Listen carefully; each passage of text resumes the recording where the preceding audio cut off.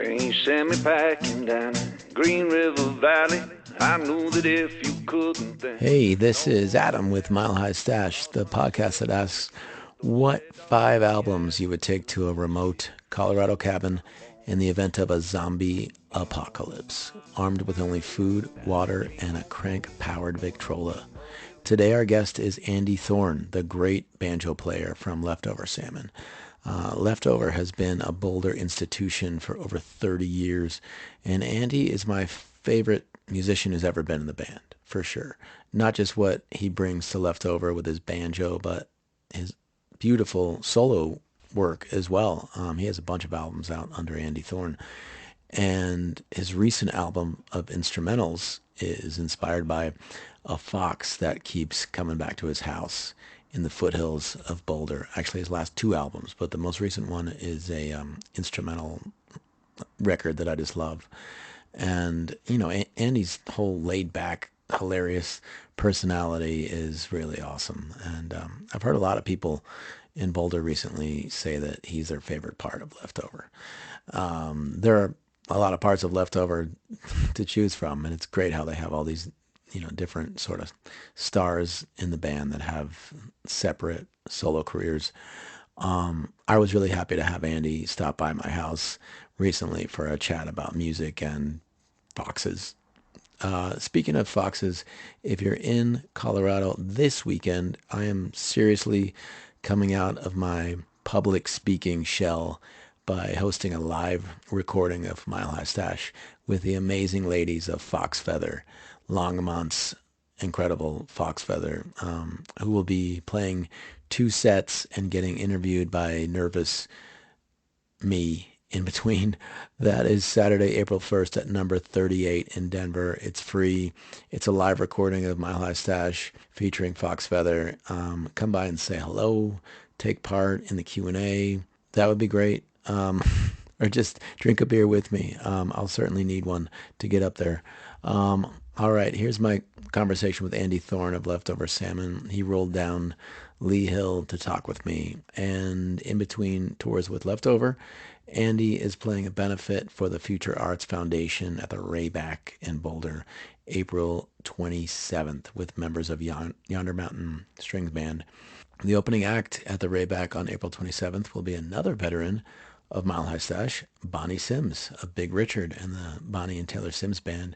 Bonnie is so far the only Mile High Stash guest to yodel on the show. So if you haven't heard that episode, seek it out. Leftover Salmon and Big Richard are both Colorado artists you'll hear on the Colorado Sound, 105.5 at the Colorado Sound, the greatest radio station around, and I think the only one you can hear from Fort Collins to Boulder to Denver and even in the mountains. The Colorado Sound's DJs play whatever the hell they want, and it's always great. Anyway, here's a short word from the sponsors of Mile High Stash, and then my chat with Andy Thorn. Love is free, so take all you can, and I won't ask you. The Dab is a veteran-owned dispensary with 7 locations in Colorado, owned and operated by Lance Perryman. The Dab offers everything from flower and edibles to pre-rolls, rosin, and accessories like pipes, paper, and pens. Whether you're in search of exotic flower or chill CBD, head to a Dab location in Denver, Aspen, Glenwood Springs, Louisville, or even Parachute, Colorado today, or order at thedab303.com. Don't forget to mention this episode of Mile High Stash in the next 30 days at any Dab location to receive 10% off your purchase.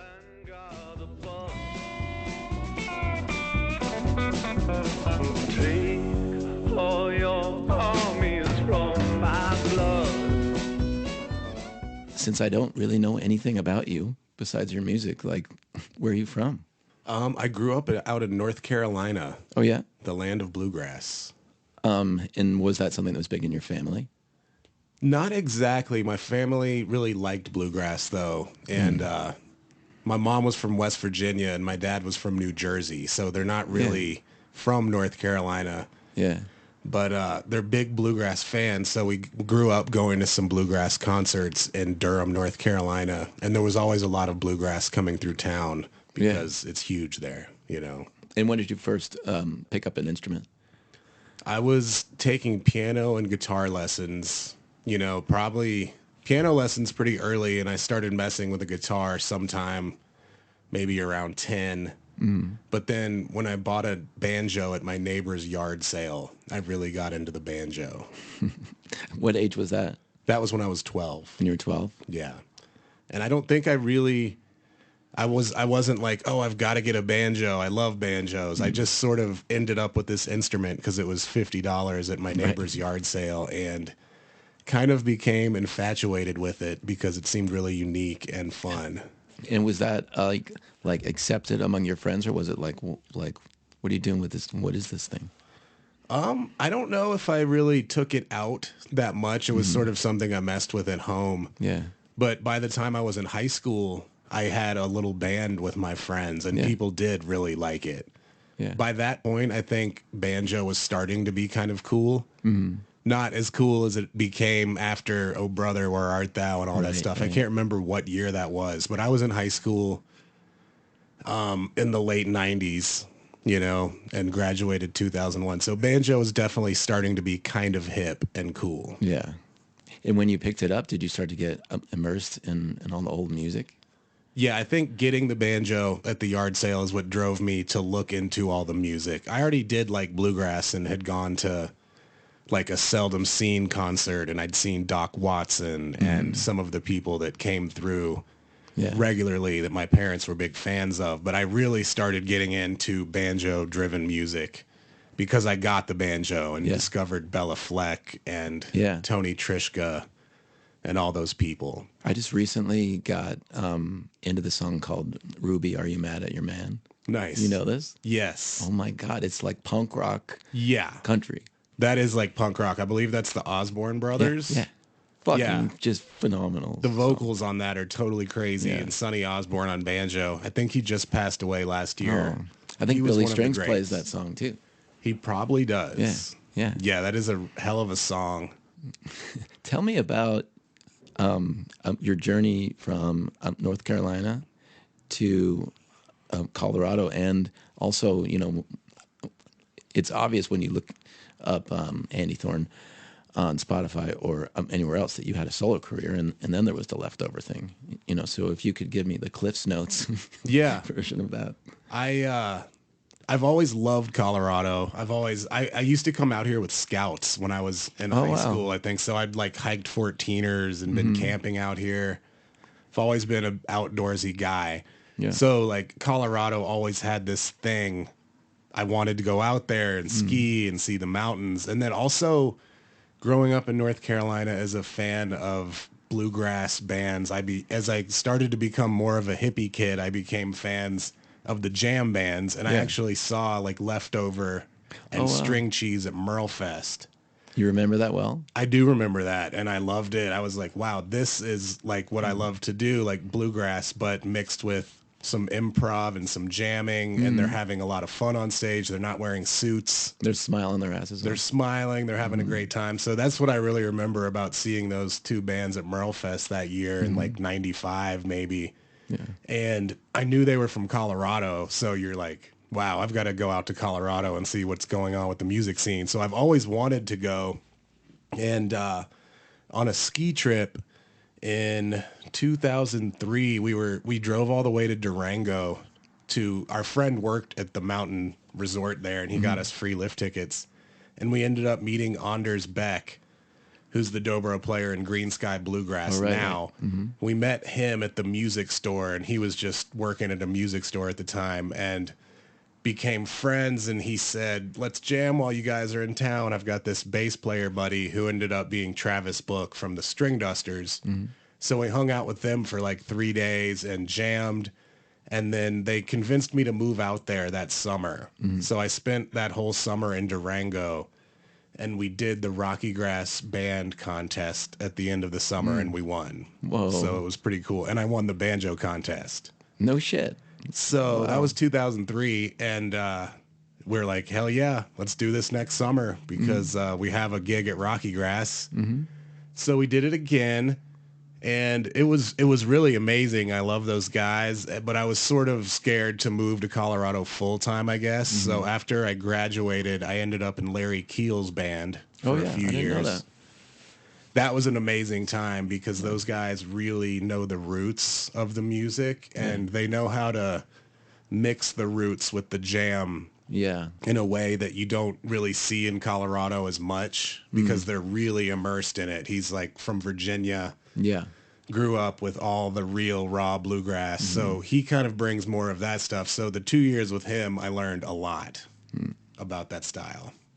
It's so good to have, both educations because, sometimes it feels like if you're going to be in the bluegrass world, you got to do Shady Grove and you got to do these songs and you have to do them the so-called right way. Right. And then a lot of times you go to see a jam band and you're like, you guys are good, but it seems like you haven't listened to much music. Right. So how did you learn that you got to do both? It just slowly became apparent, I think, as you spend more time out in Colorado. It was pretty obvious growing up in North Carolina with the bands you would see around there, even bands that aren't big or popular. There were a lot of great local bands, and everybody knows the roots there because there it is. It's almost annoying. They're like, oh, you have to play it like Earl, or you have to. So I think they take that a little bit too far with a lot of people in North Carolina. Right. But in Colorado, it's sort of the opposite end of the spectrum, or maybe it was back then. Now the music is so immersed. That was 20 years ago, and every year there's more and more bluegrass coming here.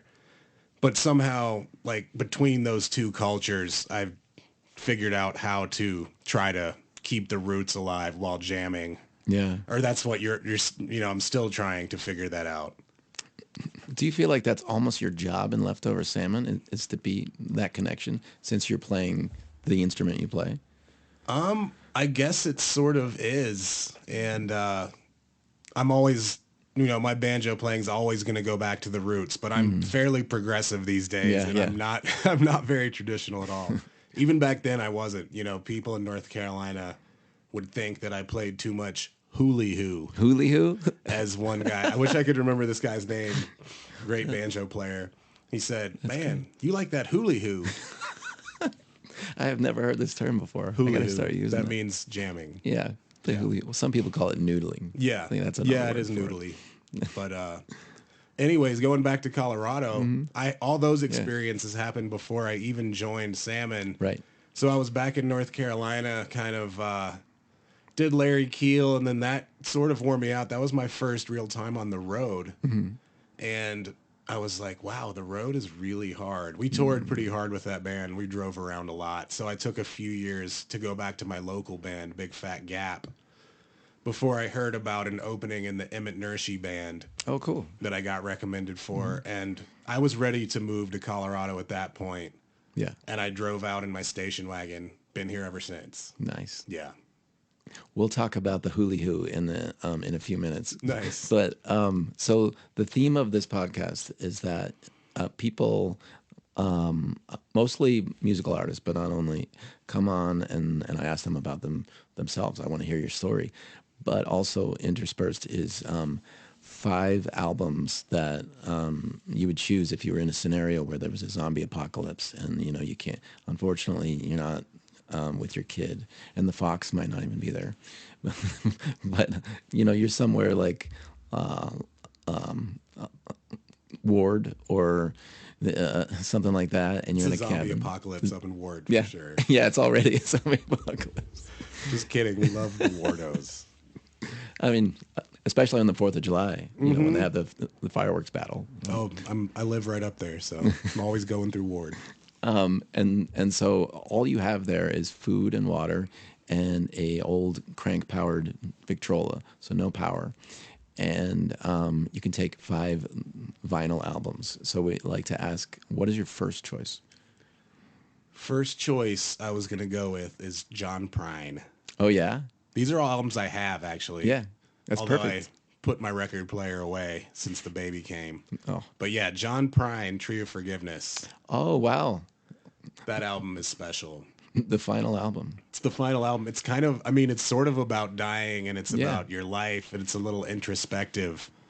So I think it'd be a good thing to have playing as you're facing all of that stuff. Yeah. In a deserted cabin in Ward. Yeah.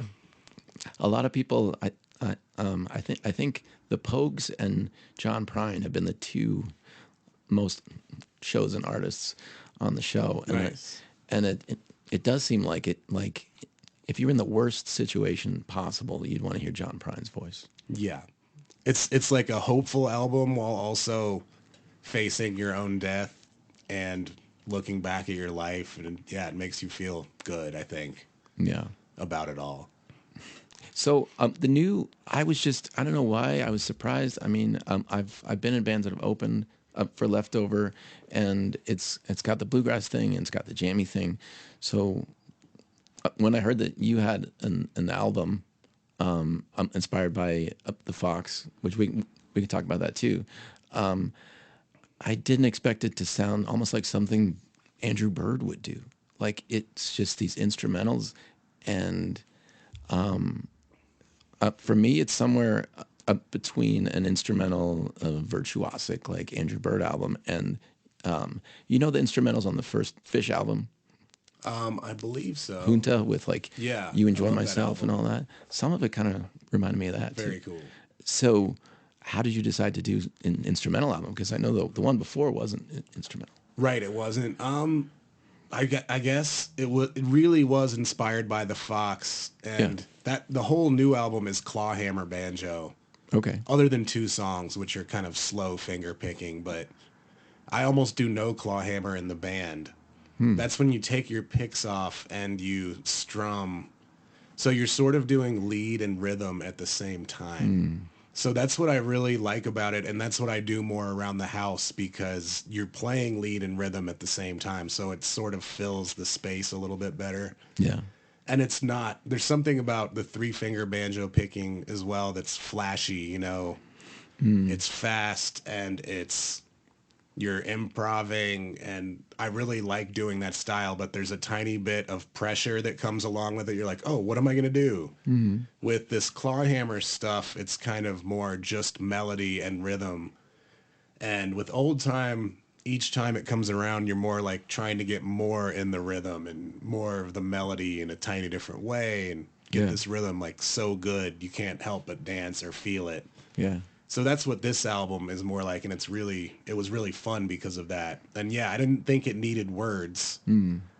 But this whole thing was inspired by, during the pandemic, this fox would come over that lived in the neighborhood, and he did not like it when I was playing the louder, faster 3-finger style, but we noticed he likes the clawhammer. Yeah. And I also noticed, as I started to make videos and put them online, that the people, like the fans out there, really liked the clawhammer stuff. I would spend all this time like practicing a very fancy piece or something with the 3-finger banjo, but then some little thing I would make up that was clawhammer would get more reaction. Yeah. So I noticed people really dug it. Well, even though it doesn't have words, it's very lyrical. Right. It's lyrical and it's simple. It's kind of easy to listen to. And it also goes with the nature. What is the fox's name? Do you have a name for it? Foxy. Foxy? Yeah. Did your kid name it? No. You would think so. Yeah. It slowly happened. We just started calling it Foxy. Yeah. Haven't seen it much lately, but yesterday I saw it way up in the yard, so we know he's around. Yeah. But we've been out of town a lot, so. There's something about foxes, but especially silver foxes too. And I've seen one silver fox on Lee Hill, actually. Yeah. When I was on a bike ride. We've seen one silver and one black fox up there. The foxes are incredible.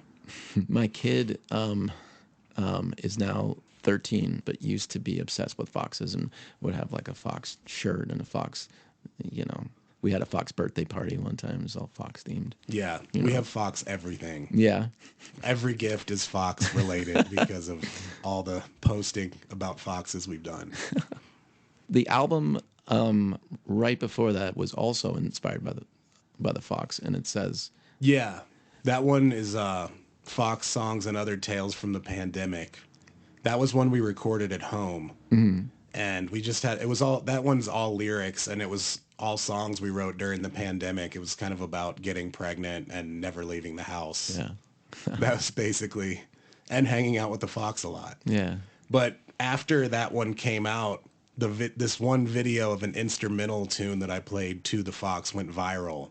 yeah, yeah, And I hadn't recorded that tune, and people all over the world started asking me what it was because of the song went global.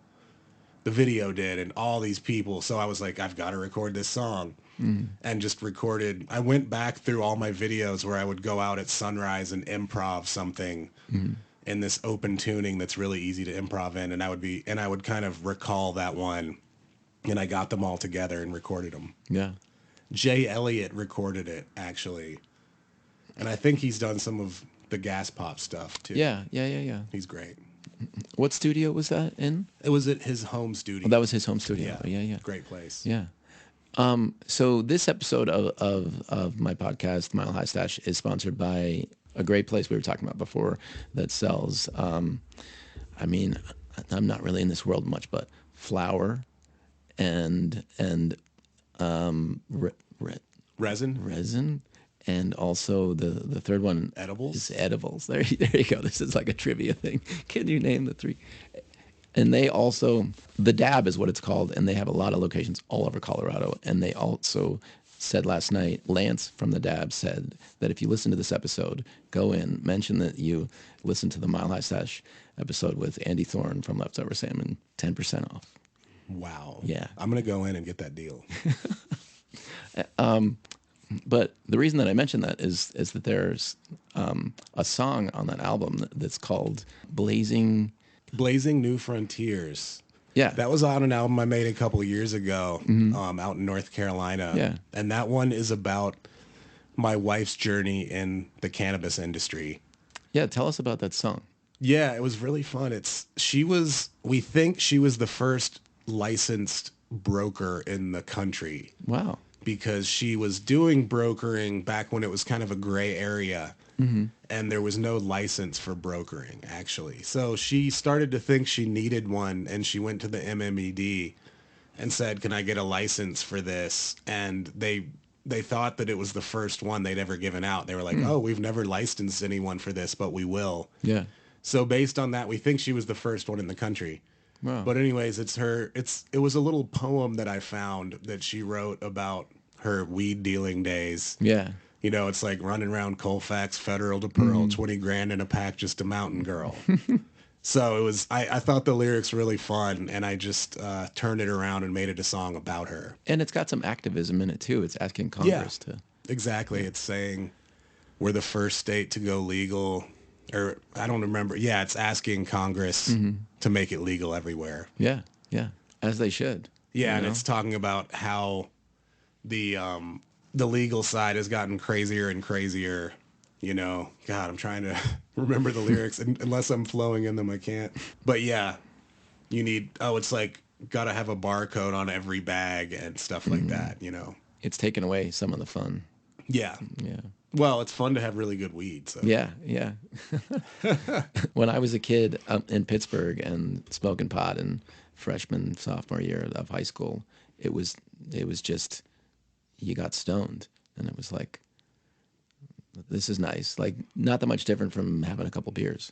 Right. And now with all of the strains and all the different ways of ingesting it, it's incredible. Like the range of experiences you can have. Right. It is fun to sort of know what it might do. Yeah. Or know what kind of effect you're looking for, and then you can find a strain for that. Yeah. We like weed. Okay. Album number 2.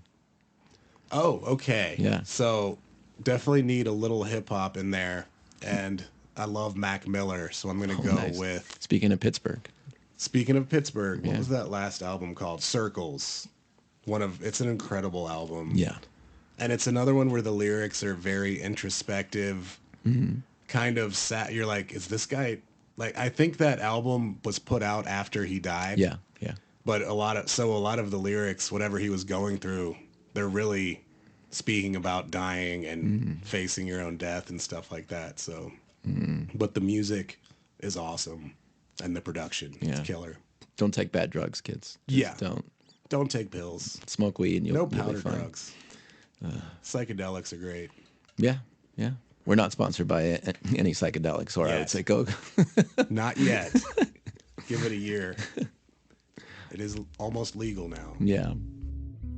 Well, this is what it looks like right before you fall.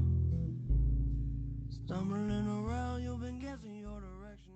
HB Wood Songs is Boulder's longest-running music shop, frequented by well-known local artists from Gregory Alan Isakov to the String Cheese Incident. Starting as folk arts music in 1971, Wood Songs has been a hub for the Front Range's musical community for over 50 years, offering friendly, expert service to customers of all ages and all levels of musical experience. Wood Songs offers the community a vintage boutique vibe with modern conveniences and services. They're musicians too, so they get it. Wood Songs strives to be a place where all musicians, from beginners to pros, feel at home. Along with instrument sales and lessons, Wood Songs does brass and woodwind repairs and features Colorado's finest string repair shop, located directly across the street. Stop by Wood Songs in Boulder today or check them out online at hbwoodsongs.com. I can keep you safe, I can keep you safe. Tell me about Leftover Salmon. It's kind of where we are in your story. Yeah. You know? Yeah, so I was in Emmett Nershi band for a couple years, and Drew and I became really close. And at that point, Leftover Salmon was about to start doing some more gigs, so I filled in on a couple that Matt Flinner could not make.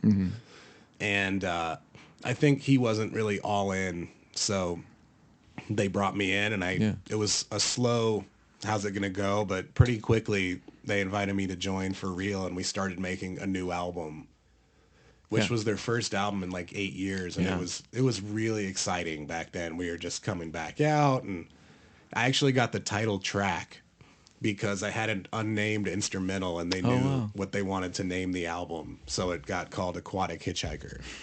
What's it like to join a band that, like they've been around since 1989, and then they're saying, we want you to be in our family, basically? It was amazing. And it already felt incredible to be with Drew and Bill Nershi because I grew up a big fan of Leftover and String Cheese. Yeah.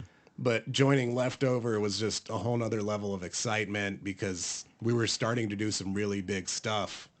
And it was definitely a hard transition to playing in a loud band with a drummer. Yeah. As a banjo player, I was not used to that. I didn't know a lot of the tricks you have to do to plug in a banjo and get it that loud.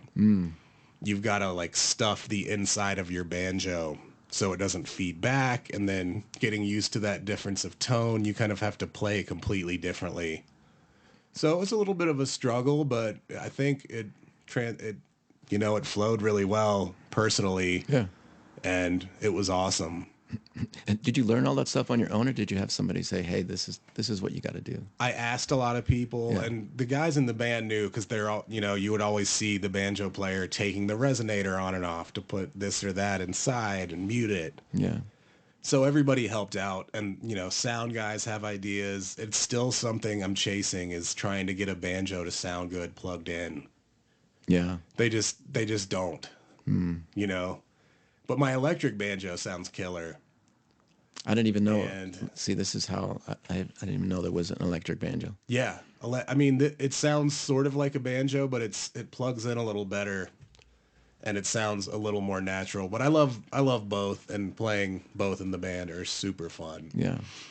And did you feel instantly embraced by kind of the Colorado, I don't know what you would call it, jamgrass community, that kind of thing? I really did feel, and they could have been harsher on me. I think they were really nice to me. I think they were happy that the band was back. And so they were happy that the band was happy enough to be playing with me on banjo. They were just glad the band was back out there, and they were really kind to me, for sure. And the original banjo player actually passed away, right? Yeah, he died of cancer, I think, in 2001. Yeah. He didn't even make it to 40. What was his name? Mark Van. Mark Van. Yeah. Really sad. Do you feel any kind of responsibility for like carrying on the legacy of Mark? For sure. And we're really good friends with his wife. I actually have 2 of his banjos at my house. Oh, wow. But I don't play them much on stage. I sort of like having my own thing too. Yeah. But Mark was an incredible player. Yeah. And everyone loved him. Everywhere we go, you know, I was an old friend of Mark's. And, Yeah. and they're nice to me, which is incredible, you know. They're just glad the band is still out there doing it. Yeah. So Leftover has definitely, in my opinion anyway, transformed since the early days when around that time there were groups like the Samples too that were doing almost a reggae, like it wasn't only the music, it was the voice too. And when I listened to the first Leftover Salmon album, there's this voice where it's like Jamaican bluegrass. I don't hear that anymore in the Leftover originals. I think I love that early material that has that vibe, you know. Yeah. There's a lot of calypso and there's some reggae and we still do all that stuff live. And Yeah. Vince is great at singing that stuff. His voice sounds perfect on it, Yeah. right? So all of those tunes came from this guy Vinny Farcetta, who was one of Vince's college friends in West Virginia, but he really knew a lot about that style. Yeah. I think he wrote Mama Boule. Yeah. Carnival Time is actually, God, I wish I could remember whose song it was. It's very surprising, but that was in that era when they did that one. So a lot of that material they did not write. Oh, wow. Yeah, so, but they wrote, I don't know if you've heard Liza. That's one that was so. on Aquatic Hitchhiker. That does have that vibe still. But yeah, Yeah. the last few albums, Vince's writing has been way more country or like outlaw country, bluegrass. He's living in Nashville now. He's living country in music. Nashville now, and he moved out there because he thought he had a chance to write songs for a lot of these people, and he's writing for a great publishing company and stuff. Yeah. So it's very cool. But yeah, he's just not writing that material, but we still do all that stuff live. Yeah. And we're kind of the only jam band, bluegrass band that does that kind of stuff, which Yeah. it's one of the things that keep us unique. Yeah. How do you deal with having all these songwriters in the band? Is there like an ego clash, or is it just like everybody pitch in? It's really nice to have 2 clear leaders of the band. Vince and Drew Yeah. are the clear leaders of the band because they started it. They've been doing it for so long. They sing the most. They sing the most. They're the best singers. We all know that. And they've written the most songs. So it's pretty easy to shape a set list with most of their stuff and then a little bit of everybody else's. Yeah. But it's kind of nice when we go to do an album, those guys sometimes don't bring enough material.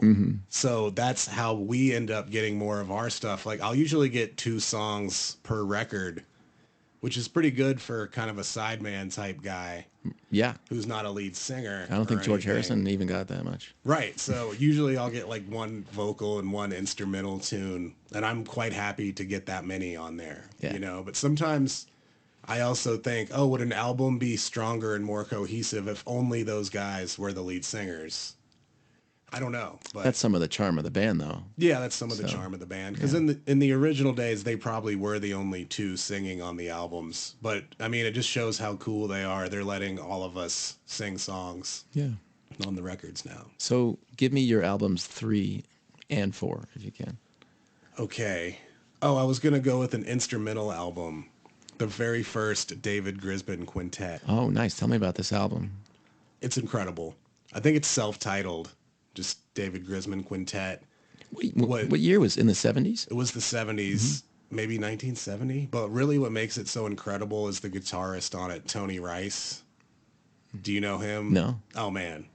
You got to do a deep dive into Yeah. Tony Rice. Yeah. I think he's from North Carolina, but then he moved out to California and met David Grisman. So he was already really great at bluegrass flat picking, and he was kind of starting his own style. But then Grisman was doing a hybrid of jazz and bluegrass. It was the first real jamgrass, probably. Yeah. And having Tony join his band, like the stuff they do on that record is so perfect. It's incredible. Just so everybody listening knows, I also make sure to do a playlist on Spotify where every time somebody selects an album, I put something from that album on there. So the David Grisman, Tony Rice album, if you haven't heard it, just go to Mile High Stash 2023 playlist on Spotify. And Yeah. If you haven't heard that album, you're about to have your mind blown. nice. And it's like, it almost goes to classical places at times. It's 2 mandolins, a violin, an acoustic guitar, and upright bass. And they do like compositions that sound like classical stuff, and they do more bluegrassy and then jazzy. It's pretty incredible. Tell me about album number 4. Album number 4. Oh, I'm going to go with North Carolina's all-time favorite, Doc Watson, Southbound. It's just, he's the greatest singer, guitar player ever. Have you been into him since you were like 10 or 12? Yeah. Yeah. If you grow up in North Carolina, he's the hero. And he's always playing around, so I got to see him many times growing up. Is he still alive? No. He passed away a few years ago. But, I mean, I saw him play countless times because I would grow up going to Merle Fest, which was his festival for his son. Yeah. And he would always play in Durham, so I've seen him. Yeah, that album is incredible. Some of it's solo and some of it's got a small band on it, but it's just organic sounding. You couldn't get tired of it, really. That sounds amazing. I don't know that record because I grew up in Pittsburgh listening to AC/DC, so I'll check that out. I definitely grew up listening to rock and punk and grunge and all that stuff, but now that would not do it for me in a cabin. In a cabin, yeah. Yeah. I wouldn't want to hear Brian Johnson's voice in a cabin. That sounds very... Maybe like skiing some powder or something. Yeah. That would be on the playlist. But so in addition to Leftover Salmon and your solo recordings, you sometimes do solo shows too. And you were telling me you have at least one coming up in April. Yeah, I do. I love doing solo shows. I just don't do that many of them now because I have a 2-year-old at home. Yeah.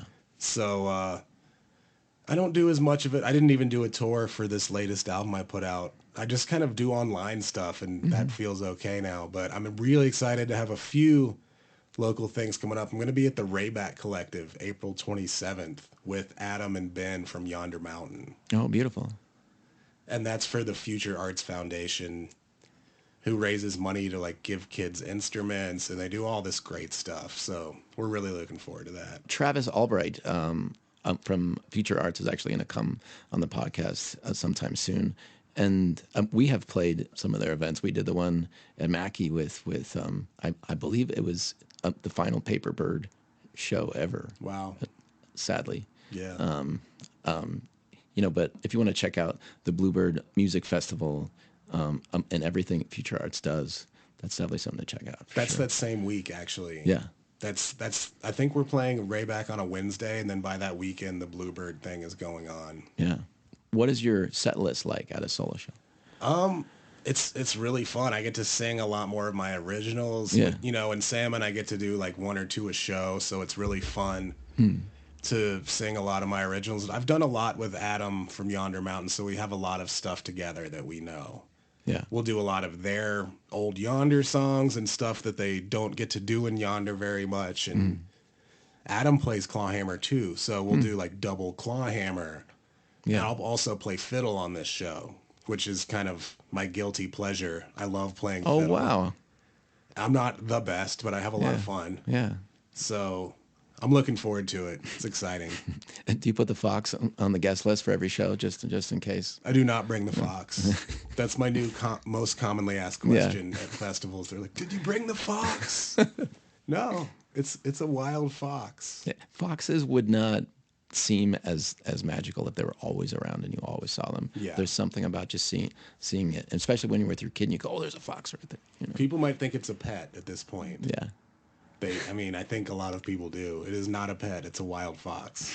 5th and final album. This is the huge decision here. Okay, so you don't know how long you're going to be in this cabin. You might be there for quite a while. Yeah. So what if you get to the holiday season and you're still there? So I'm going to go with Ella Fitzgerald, Swingin' Christmas. That's awesome. One of my favorite records. I mean, these are all vinyls that I have at home. Yeah. And I absolutely love that one. I wear it out. Yeah. Even way pre-Christmas and post. It's just so good. What qualifies as the beginning of Christmas season to you? Because I know this is an argument. Really, for me, it's when it starts getting really snowy at our house. Oh, so it could be like October. And you Yeah, say it it's can be Christmas for now. me, for sure. Yeah. I have a very firm rule. The day after Thanksgiving, this is Yeah. when the tree goes up, and this is when... That's when we cut the tree down, for sure, because Yeah. we go out in the yard and cut one down. That's a fun tradition, Thanksgiving weekend, but the music can start a little early. Like if you have a really snowy day in early November, yeah, I'm going to go there. Yeah. Sorry.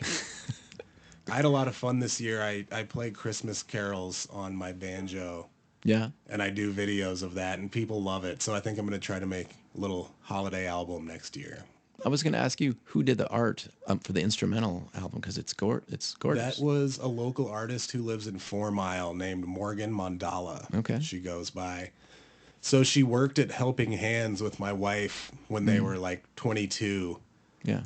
And so she's become a really famous artist, but Cecilia's still friends with her. So my wife made it happen. She asked her, Nice. because we've saw some of her fox art. She has foxes in her yard too. And it was incredible. I was like, if she could do the cover, Yeah. it would be amazing. That cover sold a lot of albums, I think. Yeah, Hopefully they like the music too. Right. but I'd buy it just for that cover. You should sell prints. I don't know if you have an Andy Thorn website. Do you have your own website? Yeah, I do. Yeah. AndyThornmusic.com. Yeah, Got lots of merch and albums. That'd be a really cool thing to sell, but like a poster size version of That would cover be art. cool.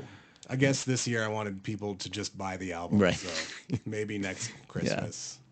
One final question. You're in this cabin. You could take 5 albums, but you can also take one item of any kind. It can't be a person, but it's got to be something that while you're escaping up to, Ward, you can carry with you. Right. Like my guitar. Your guitar. That's Yeah, perfect. hell yeah. You can kill endless time with that. Definitely taking my 1960 D18 Martin. Wow. Yeah. It's the kind of guitar that Hank Williams had, right? Possibly. Yeah. Yeah. Yeah, Martin, D18s. I actually bought it on Craigslist almost right in this neighborhood. Oh, yeah? Yeah. Thank you so much for being on the show, and I'm excited for the solo gig at the Rayback, and I'm expecting a flawless version of Ruby. Just I don't know about that. I'm not sure who would sing Ruby in that trio, but maybe we can pull it off. Thanks so much, man. Thanks for having me. Yeah.